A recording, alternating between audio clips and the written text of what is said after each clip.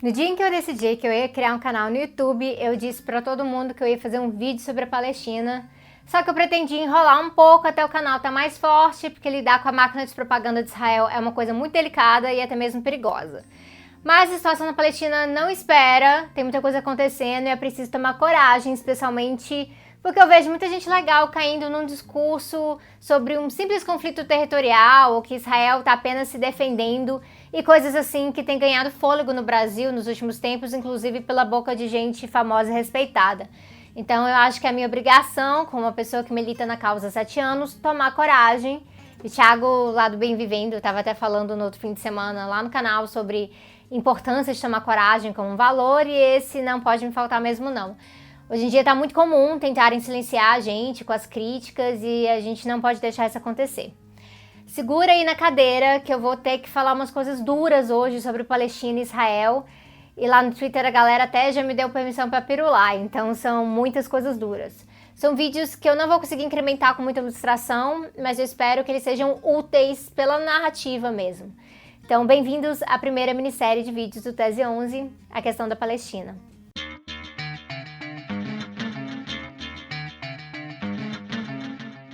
Não dá para fazer o apanhado histórico de mais de 100 anos que é necessário para entender tudo que esses vídeos pedem, porque em si isso pediria uns documentários de longa-metragem. Então é ruim, porque muitas vezes a máquina israelense usa de uma historiografia parcial para desvirtuar o que está acontecendo, mas essa é a minha primeira limitação aqui.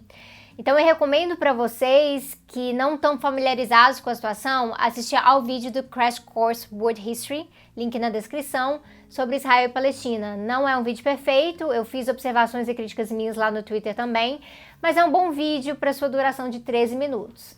Então pausa aqui, abre o vídeo do Crash Course em outra janela, ele tem legendas em português e tudo, assiste lá e aí volta aqui. Pronto, a introdução histórica de lá já dá para situar a gente com algumas datas importantes, especialmente em 1947, 1948 e 1967. Lá no vídeo, John Green apresenta uma perspectiva de nacionalismos competidores, a gente não vai ver isso assim aqui. De agora em diante, tudo que eu falar é da perspectiva anticolonialista ou, como a gente gosta de falar também, descolonial. E para fazer isso, e para me blindar um pouco dos ataques desonestos que vão surgir, especialmente dos sionistas de esquerda, isso existe, por mais contraditório que isso pareça para mim hoje, quem anda gritando antissemitismo, para quem ousa questionar a narrativa israelense, eu também tive que vir armada. As coisas que eu vou falar nessa série são embasadas em anos de estudos e argumentos de umas pessoas que eu vou apresentar aqui para vocês. O Edward Said, o Said era palestino, professor na Columbia University nos Estados Unidos, referência mundial nos estudos pós-coloniais, muito influenciado por Gramsci Fanon e, no geral, um cara que mudou a minha vida com seu livro chamado Orientalismo e também sobre a questão da Palestina. Tem o Ilan Pappé, que é a minha fonte central para compreender Palestina e Israel hoje. Ele nasceu em Israel em 1954, os pais dele haviam mudado para lá fugindo do Holocausto e do antissemitismo na Europa.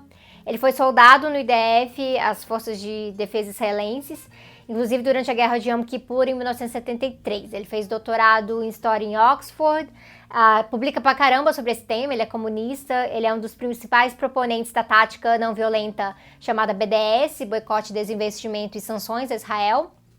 E por conta disso, ele já recebeu ameaças de morte em Israel, inclusive tem um esforço da mídia israelense de descreditar o papel como acadêmico, porque ele fala coisas que são contrárias à narrativa central sionista.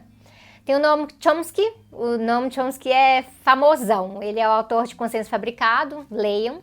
O Chomsky é uma referência global na crítica da comunicação, ele é anarco-sindicalista, ele é judeu e ele critica abertamente as políticas sionistas e colonizadoras de Israel. O trabalho dele, inclusive, é muito importante para entender o que era o sionismo no fim do século XIX e o que ele foi se tornando no século XX. Tem a Judith Butler, que é o terror dos conservadores no Brasil e das feministas radicais também, pelo seu trabalho e militância em questões LGBTQ. Ela não é marxista, mas ela é de esquerda, ela é estadunidense, também é de família judia e é abertamente antisionista. Já deu para perceber que ser judeu não significa automaticamente ser sionista, né? Então deveria ser óbvio que ser antisionista não é o mesmo que ser antissemita, mas eu vou explicar mais tarde porque propagam essa desonestidade por aí.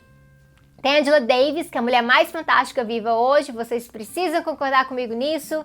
Eu detesto ícones, mas tem alguém que chega perto de ícone pra mim é ela, porque pra mim ela é uma pessoa que leva o marxismo a sério como uma filosofia emancipadora. Ela é comunista, é feminista, é antirracista, é abolicionista penal, é vegana e, é claro, crítica ferrenha do sionismo. Tem o Steve Salaita, que tem descendência palestina, é tipo um herdeiro acadêmico do Said, para mim. O Salaita perdeu uma oferta de emprego simplesmente por ser crítico ao sionismo e a Israel nos Estados Unidos, e se tem uma coisa que ameaça muito a liberdade intelectual por lá e outros países também, é o sionismo e as suas ameaças. O triste é que a gente está vendo isso como silenciamento político no Brasil também. E também vou apresentar argumentos mais gerais de organizações de judeus antisionistas, como a Independent Jewish Voices, que me orientou muito sobre o assunto quando eu ainda morava no Canadá. Outras fontes pontuais aqui são o Bruno Huberman e a Yara Haas, que são judeus não sionistas que escrevem o blog Quebrando Muros, sobre a descolonização da Palestina, e também o Intercept do Glenn Greenwald, que também é judeu e denuncia as violências israelenses. Para entender o que rola hoje, para entender o que é o Estado de Israel, o que é o Estado sionista, a gente tem que entender sionismo. Então, o que é sionismo? Porque eu estou falando sionista, não sionista, anti-sionista há minutos e eu ainda não defini. E acontece que a gente não vai definir daquele jeito simples lá do vídeo do Crash Course, porque não é simplesmente uma posição nacionalista, e sim colonial. Por muito tempo, o sionismo era uma ideia sobre o direito dos judeus por autodeterminação, e essa é uma excelente ideia, importantíssima quando a gente está tratando de povos oprimidos. Porém, ideias e conceitos mudam com o tempo na medida em que eles ganham mais lastro e passam a ocupar mais posições de poder. O Edward Said, então, dizia que para definir o sionismo, após ele começar a impactar os palestinos, era importante considerar esse impacto no significado dele. Então, fazer essa leitura é pensar a questão colonial ao mesmo tempo, e a gente não vai abrir mão disso aqui. Dentro dessa visão, o Ilan Pappé define sionismo como ideologia, e como ideologias inspiram e mobilizam, o sionismo é uma ideologia com um projeto que, nas palavras dele, implica em tomar o máximo do território palestino possível, com a menor quantidade de palestinos possível dentro. E a partir do momento que isso começou a se concretizar com a formação do Estado de Israel, que não é simplesmente um Estado judeu, mas um Estado sionista, isso é importante porque toda crítica aqui é ao sionismo como ideologia e projeto, o que acontece é que o sionismo incorpora um novo elemento que é o direito do Estado sionista de existir. Isso acontece porque ele manipula o direito de autodeterminação do povo judeu, que é sobre justiça social e existência como nação, em um direito de um Estado, diferente de nação. Um Estado com orientação colonial existir porque ele é um Estado para esse povo.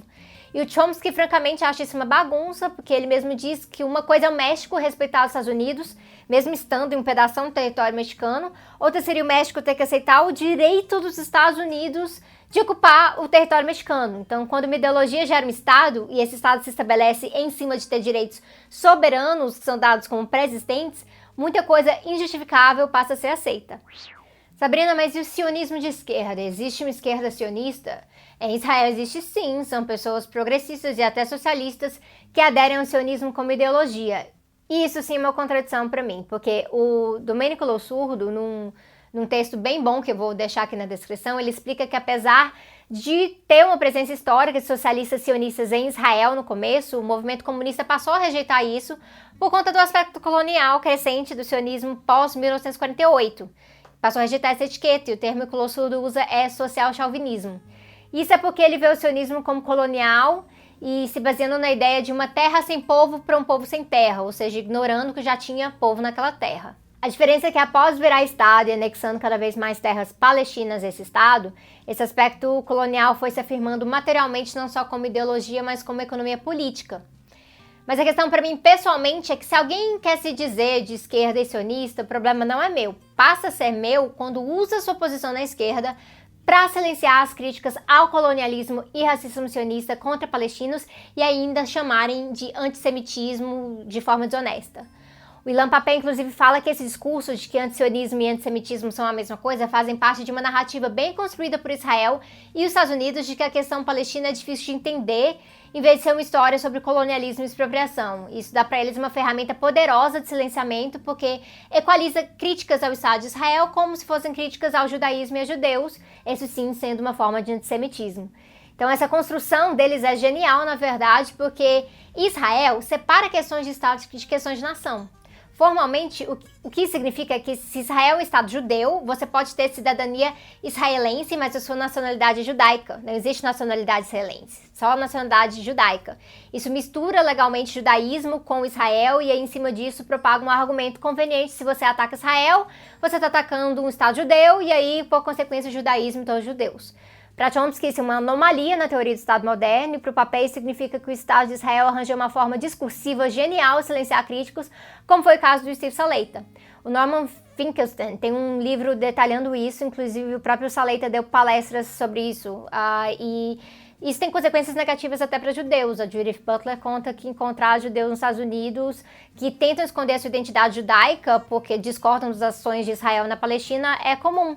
Eles acham que eles não devem ser judeus de verdade, então. Isso é o controle do discurso pela máquina de propaganda israelense, que, por sinal, é focada na demonização, militarização do debate. E vocês vão ver mais sobre isso na série. Outra coisa é que tem gente que coloca que o movimento sionista é uma resposta dos judeus ao Holocausto, e falar isso é assinar atestado de achismo, porque o sionismo existia desde muito antes. Ele sim tentou barrar o antissemitismo, que é importante, mas a relação histórica não é com o terror do Holocausto como princípio. O movimento já era bem estabelecido no final do século XIX, quando teve a Declaração de Balfour, que é essa coisa bizarra da Inglaterra prometendo a Palestina para outras pessoas, inclusive sionistas, como se a Palestina fosse deles para dar de presente. Isso foi em 1917, anos antes do Holocausto. Então fazer essa separação é importante para a gente lidar corretamente com os movimentos históricos, sem simplesmente usar um para justificar o outro. É obrigação de todo mundo ser contra o que aconteceu no Holocausto. Se você é antirracista, você tem que lutar contra o antissemitismo. Mas o fato é que o sionismo não surgiu para combater o antissemitismo nazista. O que acontece é que entre a década de 30 e de 40, sob os horrores do Holocausto e da perseguição aos judeus, os judeus tinham uma necessidade material de fugir para outros locais, parte da diáspora se espalhou, mas por aí outras se atrelaram a essas políticas imigratórias do Reino Unido para a Palestina. Só que a coisa foi ficando tensa, porque já tinha gente morando ali, né? E a orientação geral da política migratória não era de refugiados, era de ocupação e colonização. E foi esse pepino que o Reino Unido entregou para a ONU, e que a ONU fez questão de tratar da forma mais artificial possível. Tem um povo que mora aqui, tem um outro povo espalhado pelo mundo que afirma o direito histórico de vir nessa terra. O que fazer? O que fazer? Tá! Divide isso aqui em pedacinhos não contíguos e, tadá, 2 estados no que antes era o espaço de um, mesmo parecendo um quebra-cabeça. Só que na verdade nem isso, né? Porque antes dessa resolução, em 1947, da ONU, os palestinos não tinham seu próprio estado. Eles viviam na Palestina britânica, ou mandato palestino, já vivendo então sob colonização e antes do Império Otomano. E como a Resolução 181 da ONU foi considerada um absurdo pelo mundo árabe, rolou uma guerra que Israel ganhou e com essa vitória foi e anexou mais territórios do que os propostos na resolução. Na época, os palestinos continuaram no estado, perderam o território para Israel, ficaram parcialmente sob o controle do Egito e da Jordânia e mais ou menos 700 mil palestinos se espalharam pelo mundo como diáspora e refugiados. Então, em 1948, enquanto Israel ganhava status de Estado de Israel, com mais territórios do que previsto antes, o povo da Palestina continuava sem Estado, parcialmente controlados pelo Egito, Jordânia e, claro, Israel. E milhares perderam seu lar no que é conhecido hoje como Nakba. Importante ressaltar que nesse período teve saqueamento e destruição de vilas inteiras, então não é como se essa guerra tá mexendo o saco, então vou ali mudar para um outro país. Foi bem ao contrário, né? E sobre a questão do Estado, é bom mencionar que a Palestina só foi reconhecida como Estado 30 anos atrás, se baseando nessa resolução, e mesmo assim parcialmente. Em 2012 a Palestina ganhou o status de observadora na ONU, mas não como membro, porque os Estados Unidos não reconhece a Palestina como Estado, e depois eu vou falar mais dessa relação de Estados Unidos e Israel. O Nakba é a razão dos palestinos estarem organizando manifestações nesse período agora, e aí vocês viram um show de horrores que foi o uso de armas letais pelo exército israelense.